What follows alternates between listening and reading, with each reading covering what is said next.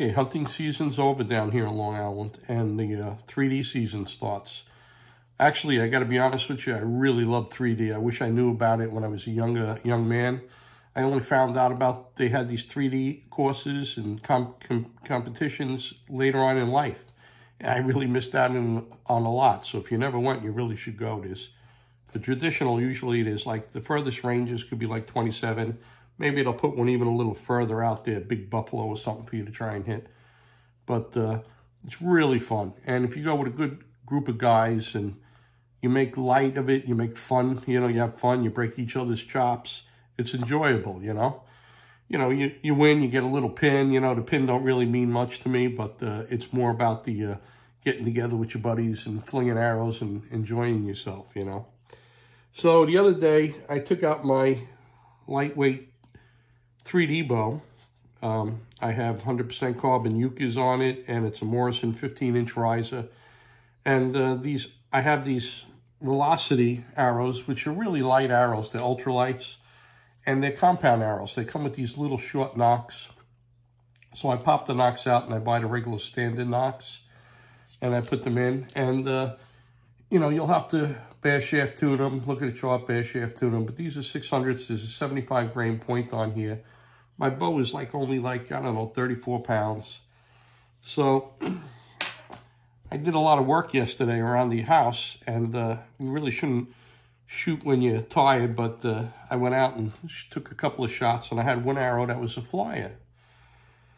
So a lot of times it's the loose nut behind the bow, meaning me, you know what I mean? I did something wrong. But it was so that this one just was so much out of the group all the time, and I separated. That's what you should do, separate that arrow. It could be a couple of things. You could have hit something hard and the point could be bent, and that could be thrown off the arrow. You got 100 grains or 75 grains up front and it's off. That could be thrown off the spiral of the arrow. So what I did is today I got this arrow spinner here. See these arrow spinner? This happens to be an Apple. All right, and if you buy one of these, treat it nice. Don't be taking it and whipping it in the corner of your garage, because if it gets all bent up, this Apple one's really heavy duty. It's not a cheap aluminum, so it ain't going to get bent that easy. And what you do is, let's see, pull this back a little bit. I got a block of wood here, and some guys will take magic marker or a little paint or even whiteout, whiteout, put a little whiteout over the area where the point would go. And you put it on a table, right? I'm trying to do this with the camera stand here. Right, and you take the good arrows. You take an arrow that you have a few that are tight grouped arrows, and you check them. And you spin them and make sure that they're all nice and straight. There's no oblong, no nothing. Let me get this here so you can see. Right, and you spin it, and you see that the point is right on, appears to be on, right? So what you're going to do is, these are new points, they're sharp. And don't push down on the arrow, because you'll flex it and it won't be true. Just take it and slide it down to it and spin it a few times back and forth, and you'll make a dot. Okay, and then what you do is take a pencil, put the pencil on it, make it darker, okay, and then you have a dark spot. So now you put this on the table and you spin your arrow. Look, see, this one's right on, perfect, right? And then what I like to do is, if it was close like this and it was spinning and it was off, well, what I would do is change the point. You could even change the insert. Okay, I stopped the video so I could hopefully give you a little better close-up. This is the arrow point that when you spin it, it drops, the point drops, right? So it's not on the money, it's oblong, okay? So what I'm gonna do is just right now, just take this point, put it on the side, put in another point,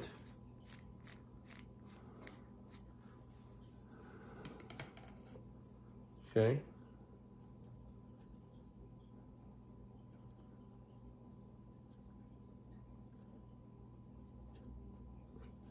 And let's go out a little further to check it too.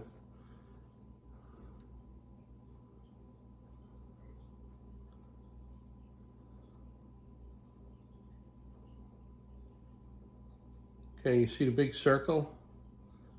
Okay, even with the other point, it's oblong. Okay? So, when I look at the this insert, you know, I'm rough on some of my arrows, you know. If you look at the insert is a little scraped up, you know, maybe it went into the wood or something, or hit a stump. So, but anyway, I leave the point off. This one I'm not going to use. I'm going to put it on the side. I have other arrows. Maybe someday I'll play and take the insert out, put a new insert in, see how it is. But I have others, you know, other arrows that are, you know, look, you know, they're right on. And the other thing is, if you put pressure on, watch, you see the oblong? But if you just leave it, you know, just put it on nice and just spin it, look.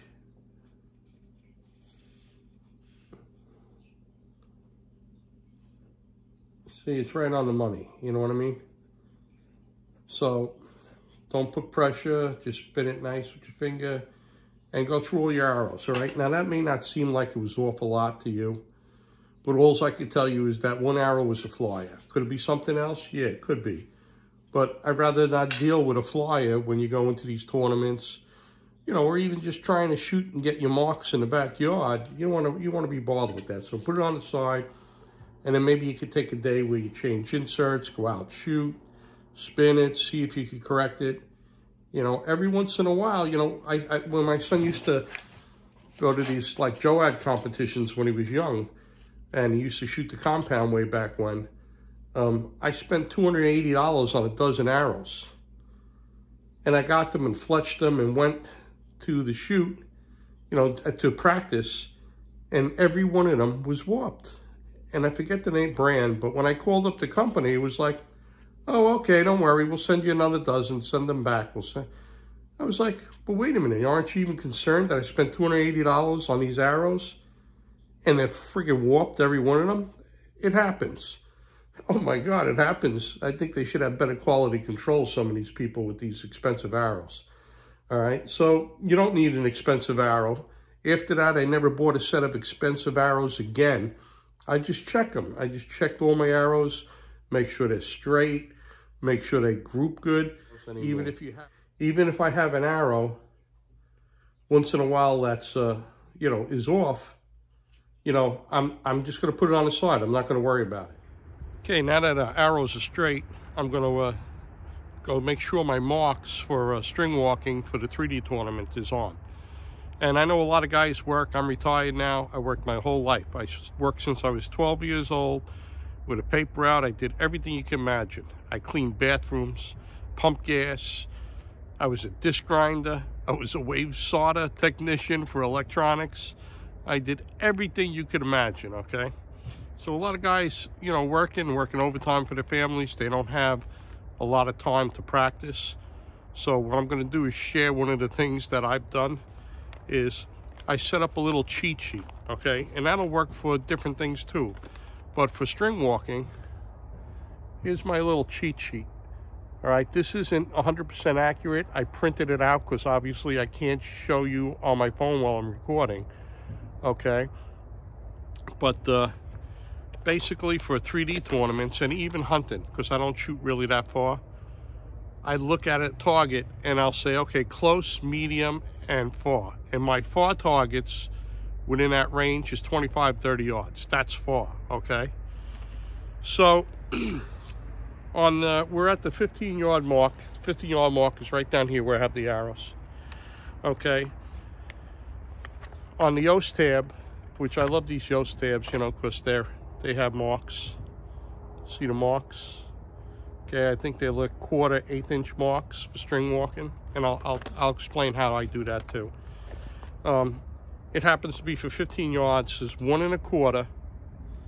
Okay, so I go down 1 inch and 1/4, and it says plus a line. Okay, that's kind of like fine tuning. So remember I said 1/4, 8. All right, so it's actually 1 3/8. Okay, but 1 1/4 is quick, and then you do a line, okay? And we'll see how that works out. There's a few things I'll go over with you.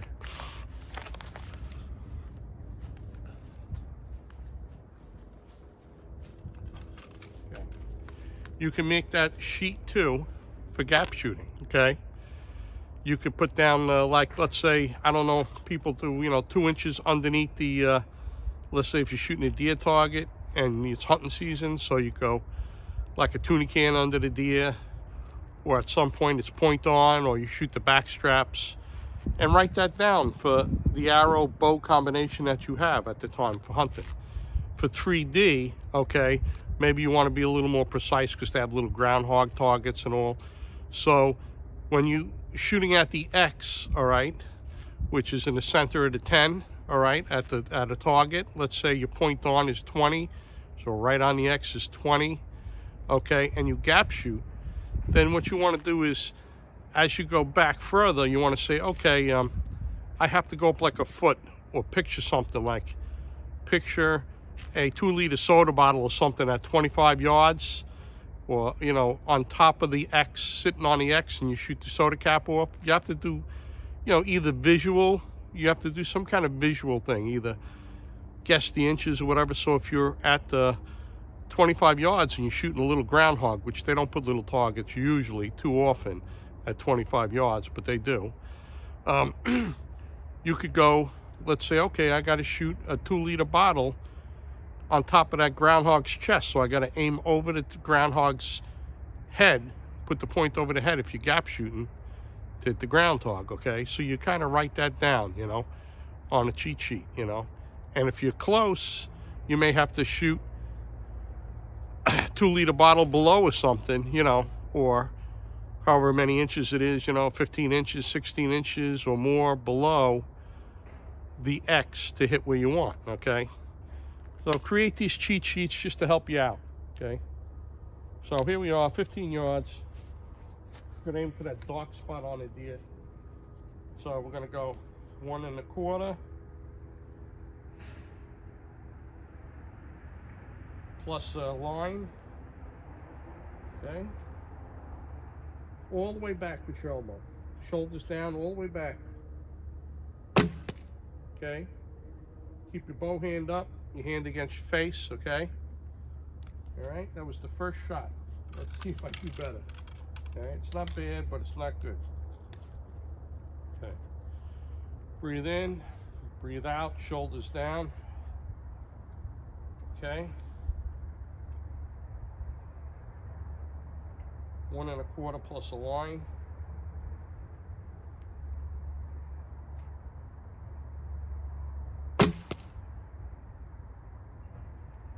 Okay, now that was where I wanted to be. Okay, I held my hand up and on target, kept my hand against my face, elbow all the way back.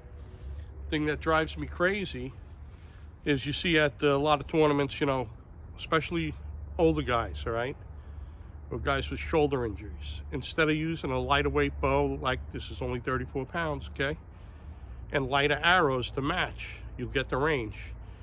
They're out there with 55-pound bows, you know, or crazy weight bows, and when they draw back, you see the chicken wing, okay, or they don't come to anchor and they just let arrows fling. And I see some guys, and it's amazing that they hit the target, but I guess they got that, you know, bad form down so good that at least they hit the target, all right? But no chicken wing.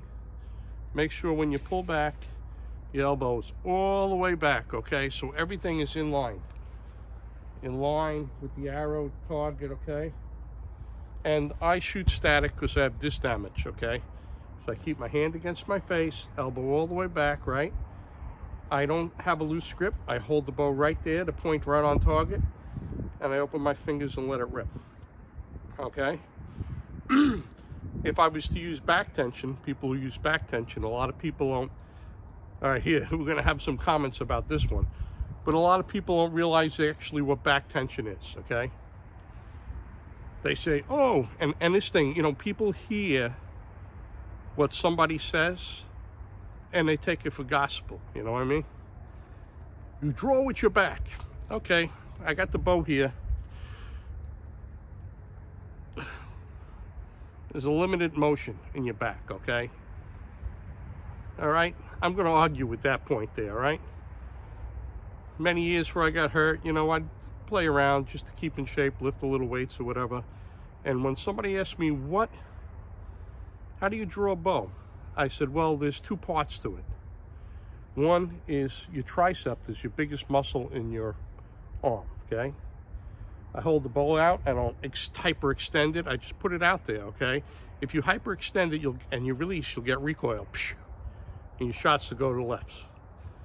So I won't say so much you keep it arm bent, but it's not locked out, so there will be a little slight bend to it, a little divot, okay? The other thing is when I hook the string, okay? Matter of fact, let's get this on camera, me actually shooting. I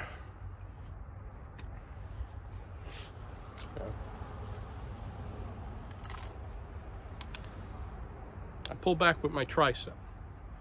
And then when I get back here, okay, now is when you transfer to your back muscle.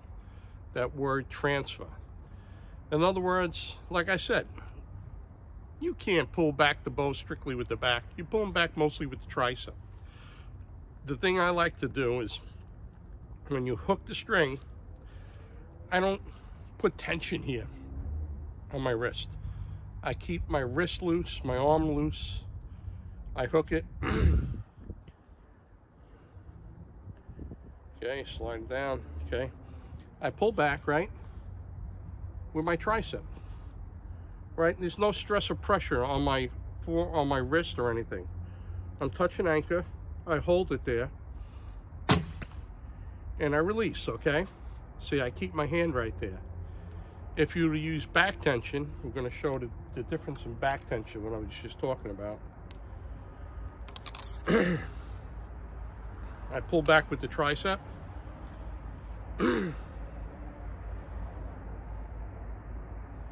No, I like I said, I have disc damage, so I really don't do it too much, but come back, touch anchor, my arm is all the way back, my elbow is in line. What I want to do to activate the back tension, watch. Okay, back tension is when you're all the way back, all right? You really can't pull your arm back anymore. You have to only, to activate your back, it's like, I always say, like, if you yawned and you stretch, you went, ah, okay? You're stretching, you can feel your chest expanding. Ah, you see this 30-degree downward kind of wrap around motion. That is back tension, okay? So we'll do it one more time, okay?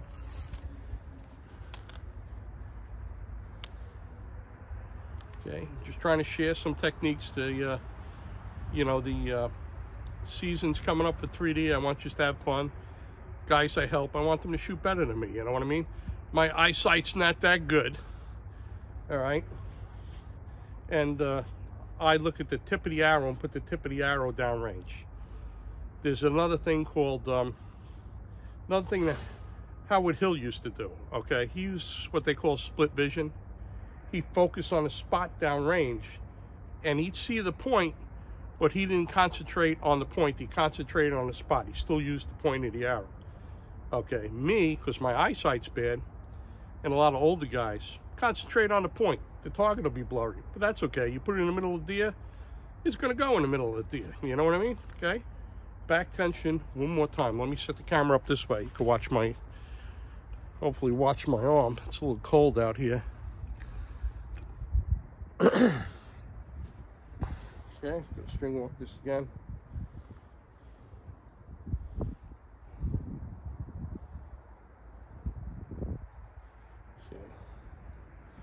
Okay, back, elbows all the way back. See, no chicken wing? Okay, I'm gonna activate my back tension, right? Okay. See, it's a downward, did you see that? Down and wraps around. Keep your hand, pressure on your face. A good sight to watch is World Archery. If you watch the Olympic archers on World Archery shoot, they show you a lot of slow motion footage. And when they're using back tension, you can watch, they're under their jaw, right? And as they release and slide their hand along their jaw, they maintain such pressure that you can see their face ripple. And that prevents you from plucking. two things that'll prevent you from plucking is elbow all the way back so everything's in line. Maintain pressure against your face, okay? And when you release and you use that back tension, that 30-degree downward wrap around, okay? Maintain the pressure as you slide your hand. A lot of people, a lot of coaches, they teach the big follow through. I'm not so big on that. You know, that's what they tell you to teach. So there's a routine. But as long as you slide back and maintain pressure, you go back an inch or so, and that arrow's gone on its way to the target, okay? I'd rather see you not pluck than worry about, a thing to worry about is, oh, my hand has to go all the way back and touch my shoulder. It's more important that you slide your hand back if you're using back tension and maintain the pressure and keep it against your face than worrying about anything else, okay? So that's all. I keep a loose wrist. I'm pulling with my arms loose, no tension here, nothing's tight up here. Okay, I hook it, I pull back with my tricep, touch anchor, now there's the transfer. We're now the back tension, okay? I can't do anything unless I do this. Like I said, the best way to explain it is, did you ever yawn and stretch? You go, that downward, feels so good to stretch. Well, that's what you do to activate the back tension. It's this movement, wrap around 30-degree down movement, okay? I don't want to bore you with me shooting, okay? You've all seen me shooting before, but I figured we straighten the arrows.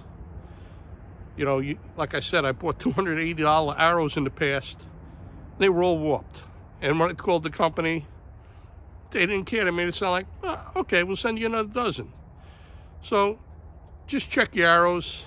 If you whack something like a board, if you're one of these guys that like to go out and stump shoot, don't leave your carbon arrows in a hot car either. Arrows can warp. There's all kinds of things that could happen. First time I shot 3D, me and my son, we were using aluminum arrows. And one of the young kids that pulled out the arrows didn't grab it close to the target like you should and pull it out. They grabbed them back by the end of the feathers and yanked them out. At the end of the shoot, I was shooting terrible. I got home, every one of those arrows were bent because that kid pulled them out that way, all right? He didn't know any better, you know? So I tell everybody, if you're gonna pull your arrows out of the target, grab them close, all right? And that's all. Remember the cheat sheet for even gap shooting, okay?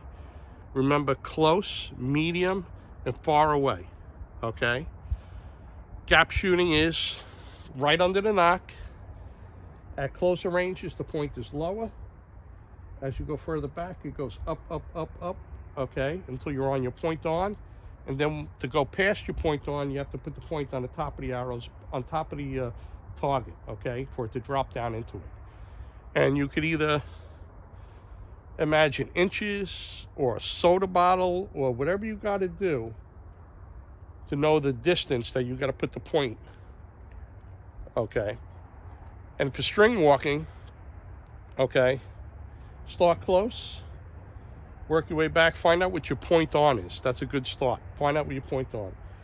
You know, light bows and arrows, sometimes guys' point on could be 35 yards. So with string walking, whatever it is, if you have a heavy hunting bow, your point on might be 20 yards. And you can only string walk from your point on closer, okay? Because point on is right under the nock. So if you want to string walk, you could be pinpoint accurate from whatever your point on. If it's only 20, it's only 20. But from 20 to 0 at targets, you can be really, really precise string walking, okay? And that's the difference between a hunting setup and a 3D setup, is where your point on is. Your point on with a fast, light arrow is further back, okay? I hope some of this helps you. I just wanted to talk about, you know, try to be a shooting machine when you shoot, all right? Keep your hand against your face, keep your arm up and on target, no plucking, no peeking. If you ever have a low arrow, sometimes you want to see the arrow hit. A lot of guys hunting will miss deer. And I say, what did you shoot? Under? Yeah, shot under. And he says, I always hit right on at that range. I said, that's probably because you wanted to, you're so excited, you want to watch the arrow hit the deer, and you dropped your arm to look. You have to trust your shot. Trust your shot. Okay? Okay, watch my other videos, okay? I hope it helps, especially if you're a working man or woman, and those little cheat sheets will help you get on target a little quicker, okay? And if you lay your bow down for a month and you say, oh, I don't know if I can shoot the tournament, you take a few shots with the cheat sheet and it'll feel comfortable. You'll know whether it's a gap shooting or string walking. You'll know kind of where you got to hold your point for the targets, and you'll at least be able to get on target and have some fun. All right, so watch my other videos. Barebow Joe. Okay, I hope it helps.